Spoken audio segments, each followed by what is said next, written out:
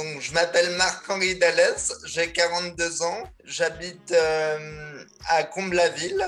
Moi, d'abord, je tiens à souligner que je suis un usager très régulier des transports PAM pour mes transports travail et que ça marche très bien. J'en suis très satisfait et je les remercie du fond du cœur.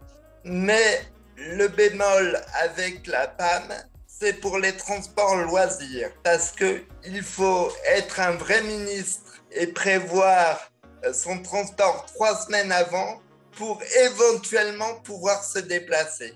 Et en plus, quand ils ont augmenté leurs tarifs, alors leur grand truc, c'est à partir de la 7e course. Cette course, ça fait 3 allers-retours. Qui dans un mois, prend sa voiture que 3 fois par mois? Enfin, c'est ridicule cette course. Et donc, je préfère me galérer en transport en commun que de prendre la PAM. Parce qu'avec la SNCF, ok, je me galère, mais je peux aller où je veux. Avec la SNCF, moi, je préfère toujours réserver mon transport parce que en réservant mon transport, ils sont obligés de te garantir le trajet. Alors que si tu te présentes en spontané, ils ne sont pas obligés de garantir le trajet ou alors ça va prendre beaucoup plus de temps.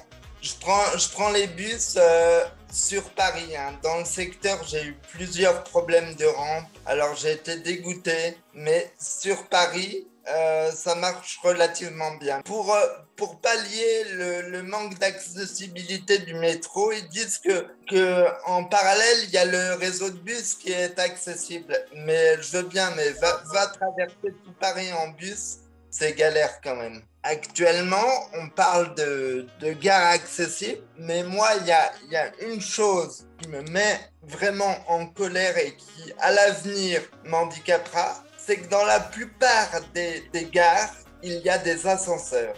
Alors, les ascenseurs, c'est bien, mais ça tombe en panne. Qu'est-ce qu'il adviendra le jour où l'ascenseur sera en panne?